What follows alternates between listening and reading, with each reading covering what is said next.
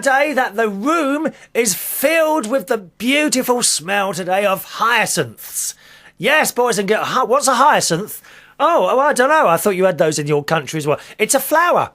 It's a flower. And all that careful tending, all the careful tending to my plants has paid off, because three of my hyacinths have now bloomed, and the smell, I wish I could send the smell down the wires to you. It's beautiful.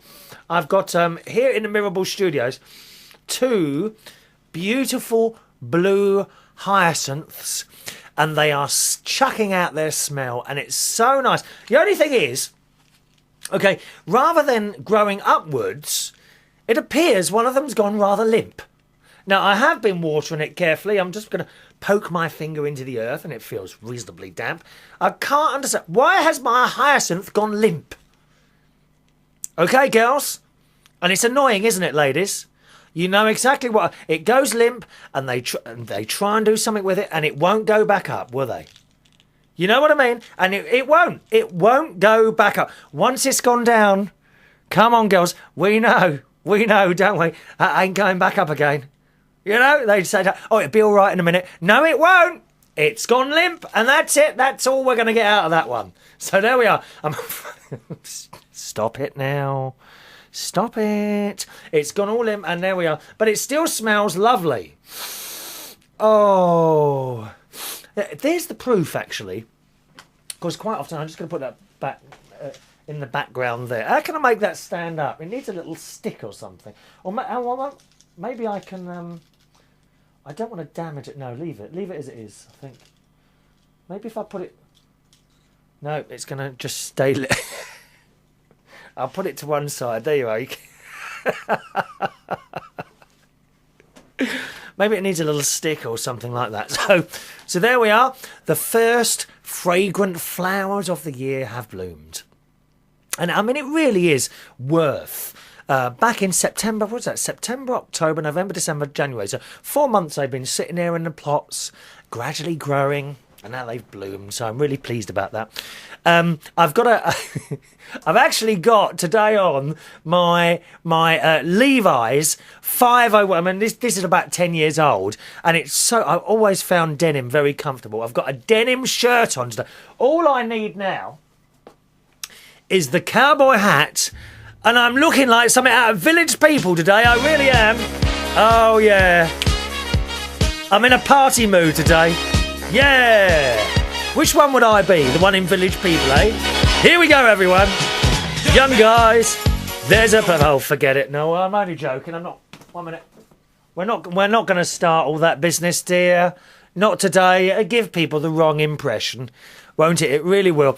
A very good evening to you. Good morning, good afternoon, wherever you are and whatever time it is. You're very welcome. My name's Chris Reardon. This is United Kingdom Talk, a programme where we would discuss issues of life, experiences. We share little stories. Sometimes there's a guest.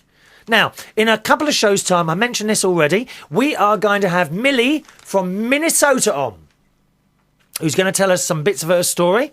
Millie is in a motorised wheelchair, but she doesn't let that get her down. Indeed, she is constantly making vile jokes about herself, okay? So, if you've got any question, and Millie wants to point out anything at all you want to ask, okay? Don't be funny with some of the questions. If you've got anything sensible you want to ask, Millie will be pleased to answer it for you. Send your question in. All right, Millie in a motorised wheelchair. Got any questions about what it's like living in a motorised wheelchair? Let us know. The email address is chris@unitedkingdomtalk.co.uk. chris@unitedkingdomtalk.co.uk. We're gonna do this, and we're gonna do this for the first time. I'm gonna try and do this by Skype, which is a marvellous little thing. If you haven't got Skype, then download it and start using it. It's a marvellous way to communicate. And indeed, we should be able to speak to Millie on Skype in a couple of shows' time. So if there's any questions, get them in quickly, okay, because this will be happening very soon. Any questions for Millie and a motorised wheelchair? Although, of course, the motorised wheelchair will not be answering personally. if it wishes to speak, it will have to speak through Millie. All right?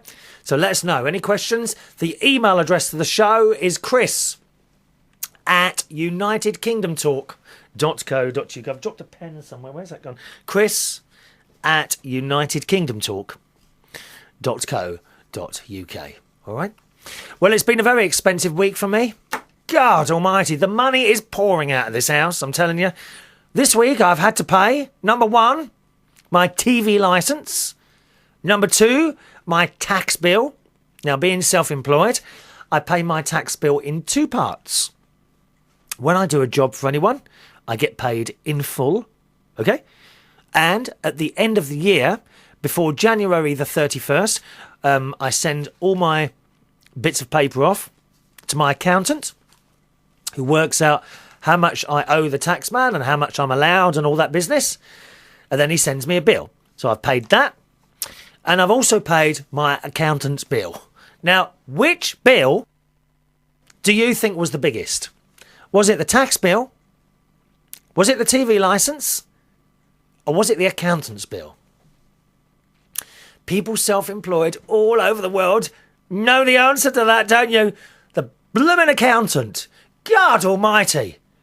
He don't half takes him. I don't know what he does. He sits there. I'm sorry, he sits there with his little calculator, doesn't he? Tapping away at a calculator, writing bits, and then eventually sending me the bill. God's sake. It's cost an arm and a leg. Possibly he wants to go to the Caribbean for a holiday this year. That's the only thing I can think it could be. I've never seen such a high bill in all my life. Seriously, out of those 3... the accountant's bill is it's not even a little bit more. It's way, way higher than both the tax bill and the TV licence put together. Oh, it's a liberty, that's what it is. If you're wondering why we need a TV licence, well, that's what we have in this country. The BBC, just a minute. The BBC gets down on one knee, gets back up again, all right? The BBC is funded by the public. Here in the UK, it does not have advertisements or commercials. It is funded purely by the public. Everyone who has a television has to have a TV licence here in the UK. Okay? And if you have 5 televisions in your house, that's okay. It is 1 licence per household. Now, I believe, I'm not quite sure on this, but interestingly enough, hotels just need 1 TV licence for the whole hotel, which is interesting, because some of them, I suppose, must have 200, 300, 400 TV sets in there. But the last time and it's a long, long time ago since I looked at that, actually. Hotels just need the 1 TV licence. Anyway, that's how it works. The fee at the moment is £136, I think, and 50 pence. I'm sure that's what it is. That's what I paid. Oh, hang on, it's down here. 1 minute. I'll show you this. 1 minute. Here it is. TV licence. Okay, and I don't want to show you my address. £139 and 50 pence, and all it is. Which is the licence bit then? 1 minute. I don't know. Has that got my address on it? No. I must be very careful. I don't want to be giving my address away, dears. You'll all be around here begging for tea, won't you? There we are, TV licence. All it is a bit of paper. £139.50. And I'm now paid to January 2010. Now, I am fortunate in that I can pay it all in one go. Other people who may be a little less fortunate than me are permitted to pay it monthly, I think, so they pay £13. Now, there's always a lot of controversy here in the UK about TV licences. You see, a lot of people don't feel that we should have to pay it. They think the BBC should become commercialised and start carrying adverts. I know they do already in other parts of the world, but I think that's BBC Worldwide, which works a little bit differently. A lot of people do not like paying for the TV licence. They say, well, we don't watch the BBC, we watch Sky, so why should we pay it? Well, you have to pay it because it's a law. Personally, I think the TV licence is a good thing. There are certain things that you see on the BBC that you no longer see anywhere else. Take, for example, the BBC Proms. What commercial organisation has something like the BBC Proms? When you see a BBC production, whatever it is, you tend to find that the corners are not cut. Okay? Now, presumably, there are people at the BBC that look at things and make sure there isn't too much of an overspend. But at the end of the day, because they've got all this money coming in, they don't have to worry so much as any of the commercial production companies about how much things cost. Now, we talked about quite a few times now, when you see an orchestra on the television, that show has cost more money to put together than, for example, if there is a singer on a stage, okay, on the television, right? If they are singing on their own, that would be, they've only got to pay her a fee, right? If you see the orchestra on the stage with her, then the orchestra is paid a lot more money just because of the fact that they're seen on the stage. If the orchestra are locked away in a room somewhere or have recorded the music previously and are not seen on the television, they don't have to pay them so much. So most of the time when you see these musical shows on ITV, for example, which is one of the commercial stations here in the UK, then that's why they haven't got to pay them. You don't see the orchestra. You rarely see the musical talent of people playing instruments on ITV programmes. And I think it's a great shame. I think it's wonderful to see the singer or the group and an entire orchestra sitting behind them playing their instruments. Now, we often talk about the Eurovision Song Contest here on the show, and one of the worst things they ever did was take the orchestra out of view. Why, oh why did they do that? It can only be a cost-cutting exercise. Eurovision Song Contest, they have this enormous stage somewhere. Thousands of people in a venue. And one singer on the stage, and it just looks so empty. I just wish they would bring back the orchestra on the stage. The BBC does it for most of their productions. If they have something like that, the orchestra's there. But that's why. Because they don't have to worry so much about where the money's coming from. I get fed up hearing people say, oh, well, we don't watch the BBC. I'm not paying that. It's not fair. They should take commercials. If they take commercials, especially in the environment we're in now, where advertising is being watered down onto the internet and onto the radio and all sorts of things like that. And it's a great shame. I am totally and utterly for the BBC. Okay, they make mistakes. The other thing that I've found is the BBC seems to move technology along. Okay? For example, what would have happened if there was no BBC? Do you remember the whole ITV digital thing? Where ITV tried to get the whole digital television thing going and failed miserably, I'm afraid. Owing huge millions of pounds. It all went disastrously wrong. What happened, of course, is that ITV saw a business opportunity and somehow they managed to get it wrong. I don't know how. They got it wrong. They saw a business opportunity. They thought they were going to make millions out of digital television. And it didn't work. They got it wrong. It's part of the reason why ITV is in such a state now.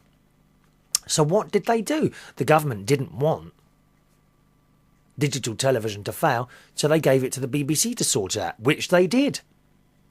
They almost have, I wouldn't say they do have, but they almost have a bottomless pit of money. And if the BBC want something to work, they damn well get it to work. They plough money into it. There's lots of BBC TV channels. This is not an advert for the BBC. Let me tell you that. I don't work for them. Just observations. They have several TV channels, lots of radio stations, and all in all, I think it functions pretty well. But if he was to take away that licence fee, then they'd have to start cutting corners. You probably wouldn't see the productions that you see now. Unless whatever they were doing was making lots and lots of money to plough back into, for example, I mean, I'm sure Doctor Who would make a lot of money for them. But that is why I am so pro licence fee. I think it's worth every single penny. A lot of people, all they see is the money. They don't see the rest of it. How much is this costing? How much is that costing? But when you look at it, when you look at what you get for 140 quid, it's a lot, isn't it? I sometimes think the people that subscribe to Sky, which is a marvellous commercial service, Sky Television, you can subscribe to various different packages. You can have hundreds of television channels on your satellite box coming through for a price. Now, I gather the top price for Sky is about £40, something around that figure. So for all those channels, see, people seem to forget they're paying nearly £500 a year. And the BBC doesn't have as many channels as Sky, but nevertheless, for £139 a year? See?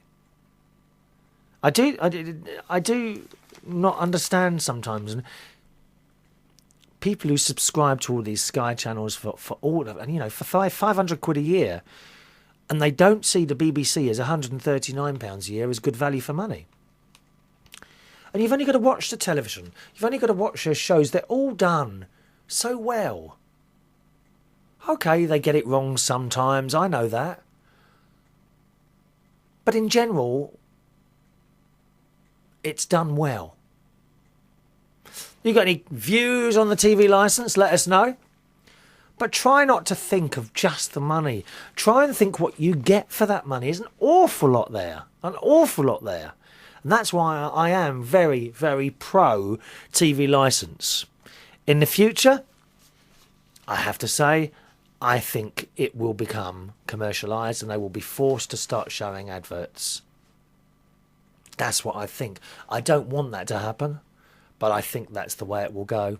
Public pressure. All they see, unfortunately, all most people see is the money. They see how much is being spent or how much is being saved. That's all they see. It's like all that business with the building societies when they made the building, when a lot of the building societies become banks. That was a dreadful, stupid move. And how did they do it? Well, they started offering everyone hundreds of pounds. Let us become a bank and we'll give you £500. All people see is the £500. They don't see what's going on in the future. And yet won. The Nationwide. They fought that, didn't they? The Nationwide is still a building society with banking facilities. Okay? They never became a bank. They didn't transfer. So all these banks, H-Boss and the Halifax, the Bradford and Bingley, they all decided to become banks, didn't they? Which one's doing best? The one that remained a building society. The one that didn't dish out hundreds of pounds trying to convince people that they should become a bank. I was the same. I was in a couple of banks that became, building societies that become banks. as soon as the letter came along. Yeah, we'll give you £500 if you sign this bit of paper and become a bank. I mean, not in so many words, but that was the general thing. I signed the bit of paper, took the money, run off to another bank, did the same there. You shouldn't just see the money. I know it's difficult sometimes, especially when you're short of it. Every penny counts. But honestly, I think 139 quid for a year's television and radio is brilliant value for money. All right. Okay, then. Now, are we going to the well, we better go to the emails, otherwise I'll just sit here chatting all day again, won't I? Oh, news about news about my niece's dog, Monty. You're going to love this one. Now, you know Monty, he is a chocolate Labrador. My niece has had him for about 9 months now, so he's still only a puppy, but he's enormous. This dog is massive, and it's got the most interesting, I wouldn't say beautiful eyes or evil eyes, it's got interesting eyes. I'll have to get a picture of that and put it on the main United Kingdom Talk website. But apparently I got a phone call. Oh, by the way, those of you that have been following the Monty story last year will know that he is, as I say, a chocolate Labrador, and he has had a problem with his back legs.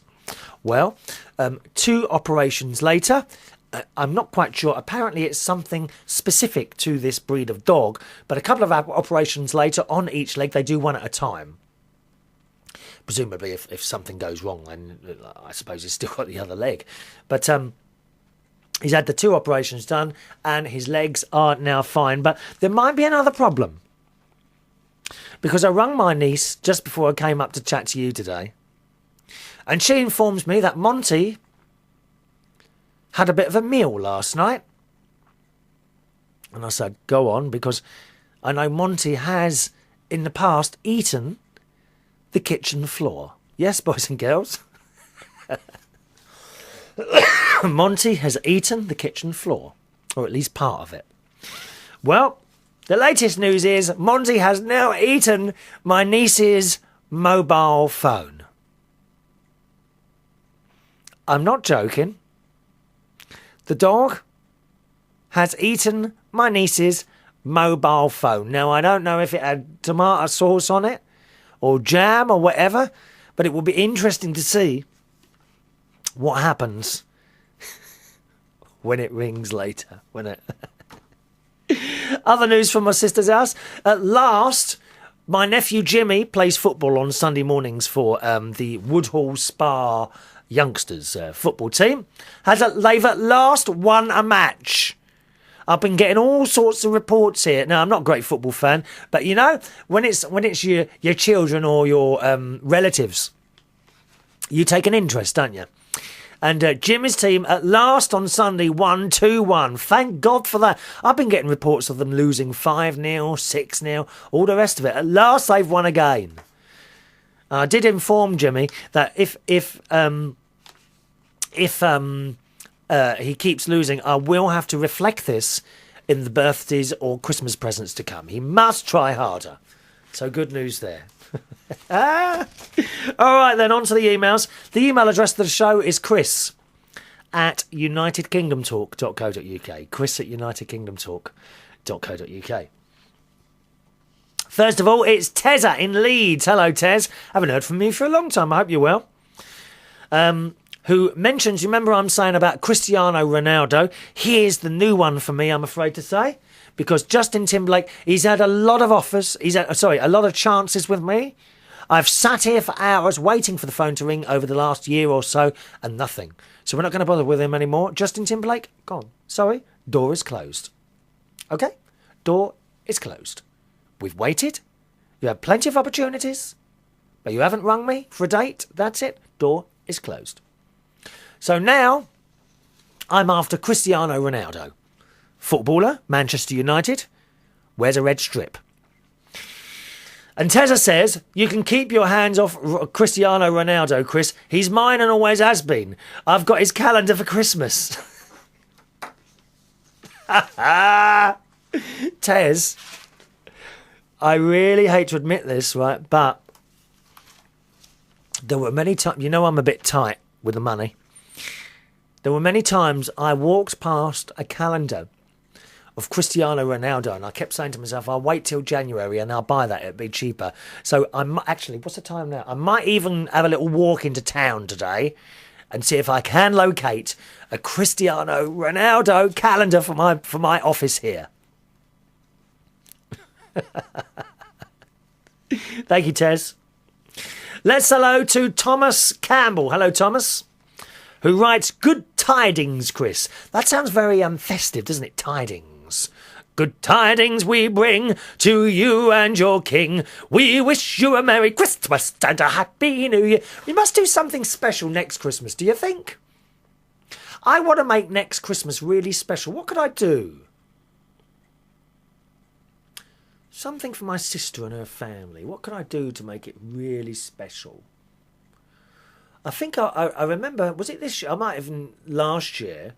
I did offer to take them to a hotel for dinner or on holiday. A lot of places do Christmas vacations now, don't they? On holidays, where you book into the hotel or holiday centre, sort of, I think, Christmas Eve, and you stay there till Boxing Day or the day after Boxing Day. I did offer to do that, but she didn't want to do it. She wanted to stay at home, which I suppose is understandable. I'd quite like to do something like that. My Auntie Renee, she's the one who lost her husband, my uncle Michael, this year. Last year rather.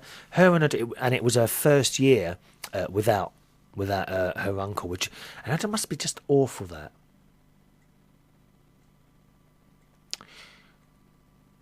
To have a partner, a husband or wife, for years and years, decades. I think they were married they still are married, of course. I'm sure they were together over 40 years. I just must be over, sleeping and eating and talking to that person, and suddenly they're gone. And sometimes I do sit here and I say, I'm on my own on all this business. I can't find anyone. But I suppose, in a way, am I better off? Because although I get a bit lonely here, and I do, but I find things to do. I suppose this talk show is one of those things. But to have someone and completely share your life with them for so many years and suddenly they're gone, can you imagine the loneliness that would bring you? I think of my mum. Only survived a few years after Dad died. She, of course, died of a broken heart. The medical conditions that she had were, in my view, brought on by the broken heart. There was a story, funnily enough, in the paper last night about some woman who had gone in hospital for some sort of heart surgery. While she was in hospital, I think on the Saturday night, her husband, something happened to him. I'm not sure what, might have been a heart attack. He was rushed into hospital and died. 2 days later, the wife died of, they said, I know it's a bit of a pun really, of a broken heart. And this happens. There's lots of us who have seen this happen time and time again, haven't it? So I wonder sometimes if I'm actually better off because I don't have someone. That I don't think I will ever have to go through that terrible, terrible loneliness.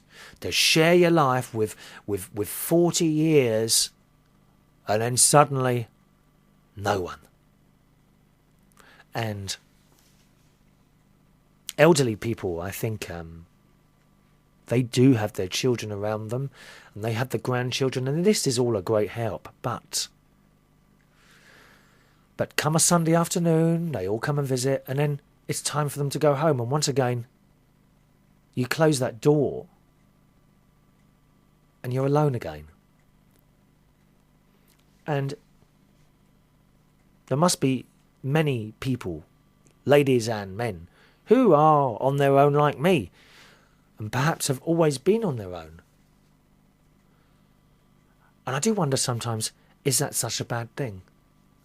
I will never have to go through that terrible, terrible loneliness. And I'm really sorry.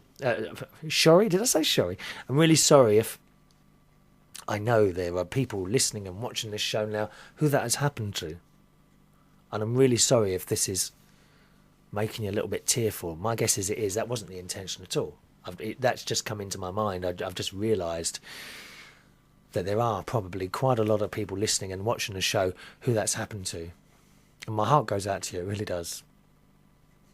All right, chin up, chin up. Right, sorry, Thomas, I don't know. God knows, isn't that funny? Isn't that funny? I've just read one line of your email, and it's nothing. God, I don't even know how we got onto that. I'm sorry. All the people on their own, right, come on. Wipe that tear away. We're together now. I'm only here for another half hour, okay? Try and smile for me. Force yourself to smile. Go and get yourself a coat hanger out of that cupboard, shove it in your mouth, and so you've got a good smile. Yeah. Right, back to this email. Hello, Thomas. I discovered your show recently through my friend Ryan. All right, Ryan. Do you want some of my Snickers bar, Ryan? Who would secretly love a plug on your show. By day, he's a mild-mannered Ryan, but at night, he is Kidderminster DJ sensation DJ app. Yes, Ryan is a DJ. Just wanted to write and tell you how much I enjoy the show. Yeah, Ryan and I, how did we meet, Ryan? Well, we never actually met in person, but again on the internet. And he's a good bloke, he is, Ryan. Really enjoy having come. I haven't spoken to you for quite some time now, have I? Come to think of it. I have sent you a couple of Facebook messages, Ryan, which you have not responded to. A little bit disappointed with that, lovey. Chrissy is not pleased about that. Why haven't you answered my Facebook messages? Huh? Anyway, Ryan, a little while ago, was getting a little bit despondent because he was trying to get into DJing, and it is hard. It is hard. But he got there in the end, and now he does a couple of nights, I think. So, well done, Ryan. Onwards and upwards, Ryan. All right, Ryan. Thomas says you were speaking to somebody about waiting room magazines in Doc's surgery on past week's show. Thomas says, I spent most of my teenage years having tedious and painful dental work to correct the problems caused by inheriting my dad's small mouth and my mum's big teeth. Really? Oh, I shouldn't laugh. I'm sorry, Thomas. Ah! That's awful. But, Thomas, listen. I know where you're coming from, right? Because I had years of dental work at the orthodontist in Kingston Hospital because my teeth used to stick out. I was Doug's Funny. What's that? At school, my nickname, Thomas, was Bucktooth. I hated it. Bucktooth. I did have a couple of names as well. Bender was one of them. I'm not quite sure why that is. Bender and Bucktooth, that were my nicknames at school. We love it. Anyway, and so I love, you know, when you ring up the dentist, they say surgery, don't they? Ring, ring, ring, surgery. Well, it's not surgery, is it surgery? I thought it was a doctor's.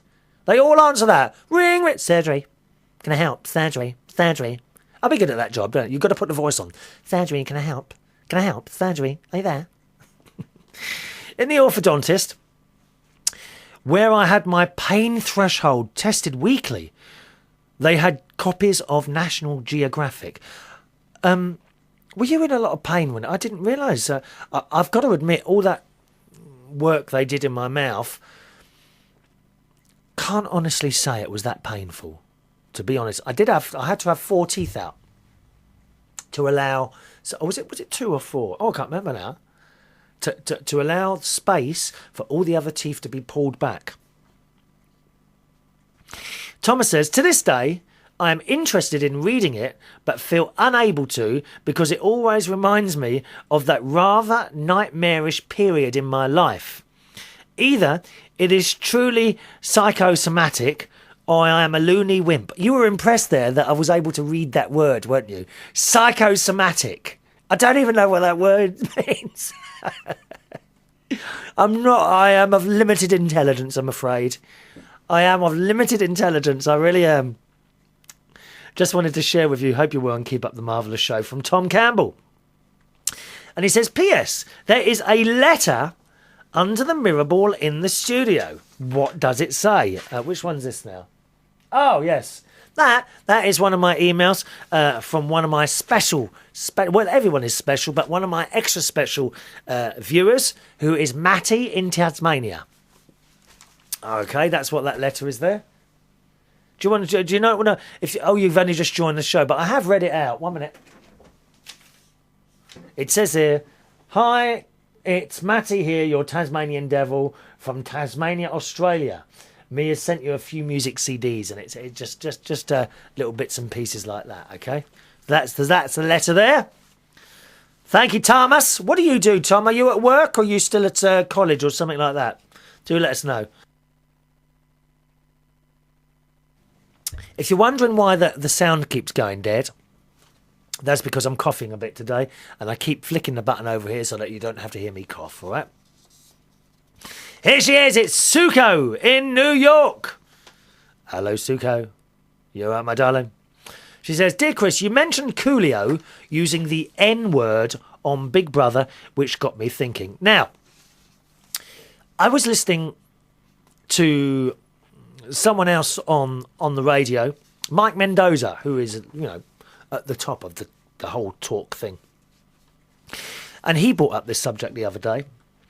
And he said, when we're talking about it, why do we say the N-word? Is it not acceptable to just say the word? And you know what? I think it is, actually. If we are discussing the word and not directing it at anyone, is there a problem with saying the word nigger? Because I don't think there is. We are discussing the word. The word is not being directed at anyone. So when we say, you mentioned Coolio using the N-word, in future, I think I will just use whatever word it is, as long as it's not a swear word. Now, the word nigger I find that very offensive to people. But I don't think it's a swear word. So if it's all right with you, in future, I shall use these words, all of them. Okay? Unless they're not swear words. I just don't believe in swearing on the radio, and that's it. Okay. So here we go. Dear Chris, you mentioned Coolio using the nigger word on Big Brother, which got me thinking. Why is Coolio allowed to stay in the Big Brother house while last season contestant Emily Parr was ejected from the Big Brother house after saying that word in reference to a fellow housemate? Channel 4 says the reason why Coolio was not evicted is that he was recounting a dream to a fellow house member and it was not used as an offensive word towards any others in the house. But should racial and or cultural slurs be allowed at all? Wouldn't it be simpler to just not use them? My theory, it's probably just everyday speak in certain communities. I think that different races and cultures take ownerships of the racial slurs that have been used against them as a way of saying to heck with you, that's our word now. Interesting there, Suko. Very interesting. Now, as I was saying, I was listening to Mike Mendoza and he opened out this whole thing. Now, I've been in clubs and some of my black friends have come up to me and say, hello, you piece of white trash, how are you? Should I be offended by that? Because I'm not. It's just the way we talk to each other. Working in a straight bar in Belushi's, I get people come up to me and say, all right, you old poof, how are you today? Am I offended by that? Absolutely not. Not at all. It wasn't directed in an offensive manner.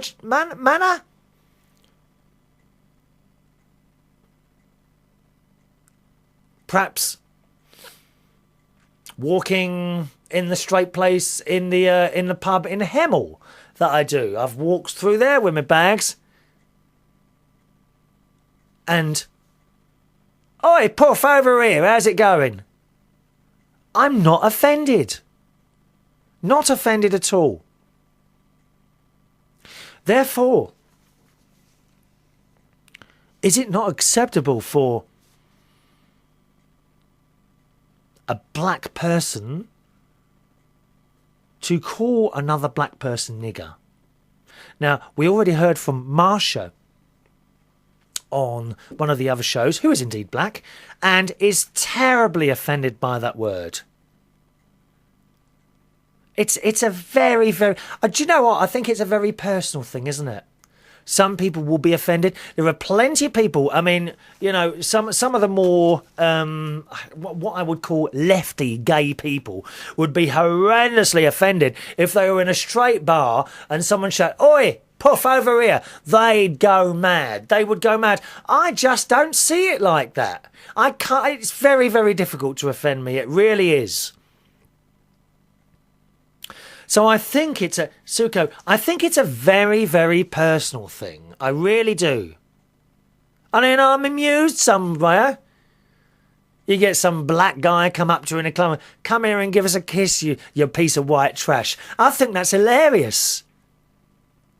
But it wasn't said as offensive. We've got this whole thing at the moment with, what's his name? The Prince, not Prince William, Prince Harry, who called one of his army colleagues a packy. But he didn't say, you nasty packy, git, come here. He didn't say that. Do we not, in the army, I wasn't in the army, which is a shame because there was a lot of nice blokes in there. But in the army, doesn't everyone give each other nicknames? And if that person is offended, doesn't the nickname stop? I don't know. I don't know. Maybe we have people listening or watching the show today who have been in the army. Is that how it works? Is it a bit like at school where everyone has nicknames? I was called Bucktooth because my teeth stuck out. Did that hurt? No, it didn't hurt. I think this whole use of certain words is a very personal thing. Let's use the one on me again. If I was walking down the street and said, oi, Chris, you poof, wouldn't be offended at all. Would actually quite like it. Okay? Other people would be offended. It is a personal thing, I think. But what it doesn't need is people in governments and the politically correct crew to interfere with it. That's the problem. It's when they interfere with it and say, no, you mustn't do that, or you must do... What business is it of yours? Mind your own damn business. Go and do what you're supposed to do, and that's sweep the streets and keep the traffic lights going. Don't come in with to personal things like that, because it frankly is none of your business. These people sitting in the offices. And they are seeking to be offended. As the great Mike Dickens said on a show, he's no longer with, a great talk show host, as he said many times, a lot of people are seeking to be offended. The newspapers, the tabloids are watching the telly. They're not watching for the quality of the programme. They are watching for someone to trip up, and then they jump on them. They lynch them. They jump on them like a pack of wolves, and it's disgusting. It is absolutely disgusting. Especially when the young person, when the person is quite young, and they jump on it because they can't quite handle it. And when they're a bit older, like me, for example, me, 46 years old, next month. Okay, I can handle most things people shout at me. No problem at all. I've had the odd dodgy email. Doesn't bother me at all. Wipe it off. When someone's young, they haven't learnt how to handle that is. And when I get perhaps a dodgy email or something like that, I often think to myself, what a sad person that is. And you read these girls in the papers who sleep with footballers and tell their story for money. What sad, lonely creatures you must really be to do that. Not just the girls, of course. Boys as well. Boys as well do it. They sleep with girl stars, and then they run to the paper and they tell their story for a few pounds. What sad, people they are. Would I do it? If I slept with a big star, would I go running to the paper? Even if there was £1 million involved? No. Absolutely not. Absolutely not. And look, some of it's revenge, of course. Suko goes on to say, talking of all these words and that, it brought to mind an episode of Senfield. I don't know what that is. What is that, Senfield? Don't know what that is, my darling. It's called the Yada Yada because Jerry's girlfriend of the moment uses that expression all the time. But that has nothing to do with why the episode was brought to my mind. Never seen that. Never heard or seen of that program, Suko. Okay. Jerry's dentist. That's her. Oh, hang on a minute. Jerry, are you talking about your husband, dear? I'll just read it as it is, okay? Jerry's dentist, who has recently converted to Judaism, recently converted to Judaism. Now, correct me if I'm wrong. Have we got any Jewish people listening? I don't think you can convert to Judaism. You have to be born into it. I'm pretty sure of that. Anyone know that? Have we got any Jewish people watching or listening to the show? I'm sure you cannot convert to becoming a Jew unless... What about if if you marry a non-Jewish woman? I'm not sure of that, but I'm pretty sure you can't convert to Judaism if you're a man. Someone correct me if I'm wrong there. I do apologise. Right? Jerry's dentist... The story is, Jerry's dentist, who recently converted to Judaism, is already making Jewish jokes that make Jerry, being Jewish, uncomfortable. Jerry mentions this to his friends George and Kramer.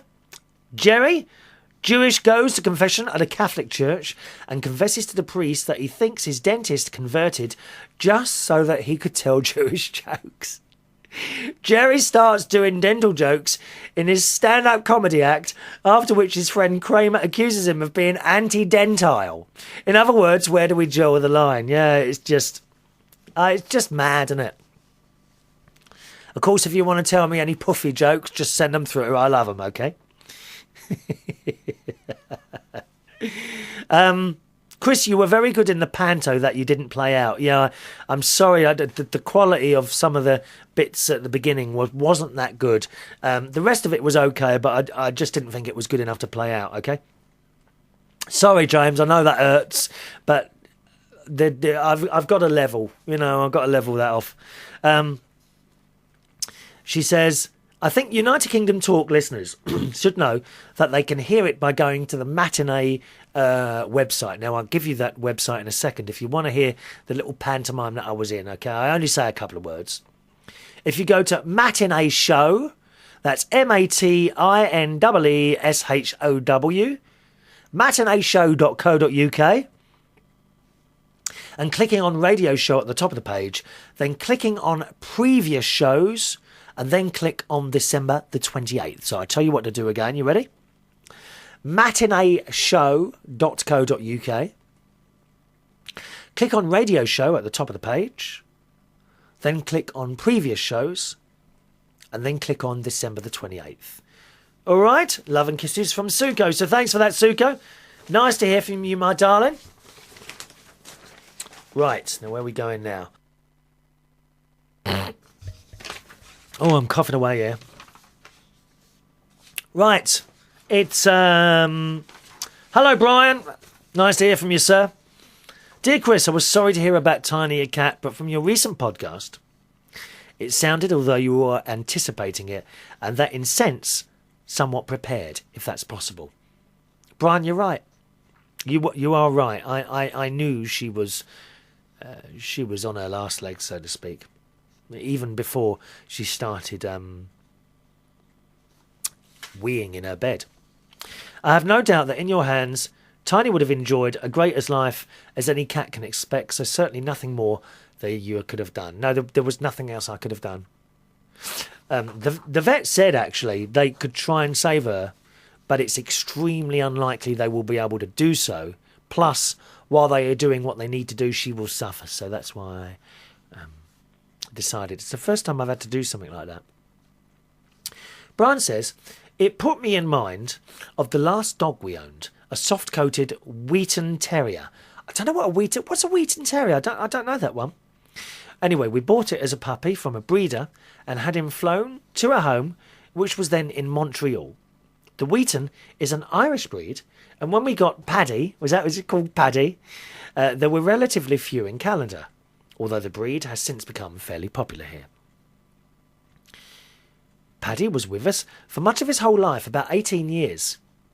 But in his last year, he very much deteriorated. He had lost his hearing and most of his eyesight, and had become incontinent, so we had to restrain him to one area of the house where we had ceramic tile floors, and then at least could keep things sanitary. Yeah, that's one of the reasons Tiny was in the shed, to be honest. Even before she became sick, she kept going to the toilet in the middle of the in the corner of the kitchen floor, and I never worked out why she'd done that. She'd done that for a while. So then I put her in the shed, and she was quite happy in the shed. She had a heater in there, some blankets and all that. At the end, it happened that I was in the midst of transferring with my job and was living about 150 miles from my home in a hotel. One night, my wife called me about midnight and said Paddy had just had a seizure and she was with the vet with him. As with Tiny, the vet gave us a couple of options, but the outlook was much the same as the comment you received, so we did the same as you. I'm sure it was for the best too, as the poor old guy surely could not have been getting much enjoyment out of life, so I think it was the kindest thing. More difficult for my wife, of course, as she was with him at the vet's and I was 150 miles away. At present, we now have two cats, Geisha and Kenya. They used to belong to one of our daughters, but that was about 10 years ago. She asked if we could look after them for a few weeks while she moved from one flat to another. Of course, we agreed, but somehow the cats are still with us after those 10 years. I pretend to my wife that I don't like them. That way she has to do all the looking after. Oh, you naughty boy. You just pick them up and stroke them now and again, don't you, eh? Actually, I do quite like having them around the house, and no doubt my wife secretly knows this, as she sees me petting them quite often. They have very different personalities. Yeah, cats do, don't they? That one downstairs, she's Katie. She's got a really quite strong, friendly personality. Tiny, she wasn't friendly. Geisha is very inquisitive and affectionate, while Kenya is aloof and a very private cat. Yeah, like Tiny was. At the first sign of a visit to the house, she vanishes, not to be seen again until she knows the visitor has left. Even when we stroke her, she appears very afraid. Both cats were adopted by my daughter from the RSPCA, so we suspect that Kenya may have well been badly abused by her first owners. Yeah, you often wonder that, don't you? You know, when you go perhaps around someone's house or something like that, and they have a dog or a cat, and they're not very forthcoming, and they do appear really scared, and I do wonder sometimes what's happened. Has something happened to that poor creature? Anyway, both cats seem in reasonable health, but are getting on in years now, so you can tell they are now slowing down. Kenya in particular looks like she is struggling a bit to walk around, probably arthritis. He says, pets, huh? Who'd have them? Well, we all love them, don't we? We love them. Anyway, all the best for you in 2009. Now that the holidays are over, we are starting to make plans for our annual trip down south to escape the snow and cold. Oh, thank you. I'd rather do that as well. I hate it. I hate the snow and the cold. We've already had 80 centimetres of snow this year, which is higher than average. It's a good thing we bought a snowblower last year to keep the driveway clear for the cars. This year, we plan to go to California. We will likely also spend time at Las Vegas and in Tucson, Arizona, one of our usual haunts. I'm particularly looking forward to the trip as we just bought a nice new 31-foot Airstream Traveller trailer and a big sucker of a diesel truck to pull it. So this will be a high-class trailer trash this trip. I will try and send you a couple of pictures. Thanks very much to Brian in Ontario, Canada. And indeed, he did send me a couple of pictures of his trailer. And it is the most fantastic piece of vehicle that you has ever seen. We don't see those sort of things here in very, very rarely. Not even one a year, I would say.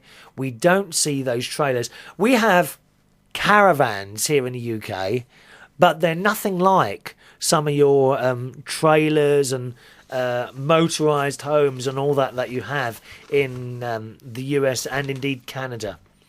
So thank you very much for the pictures. I'm very jealous. I would love to own one of those trailers. I really would. Beautiful piece of equipment there that you've got pulling around the country.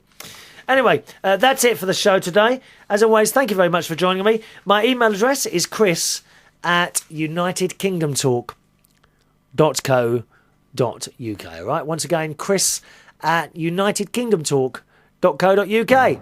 I'll see you on the next show. From myself, Chris Reardon. Bye-bye now.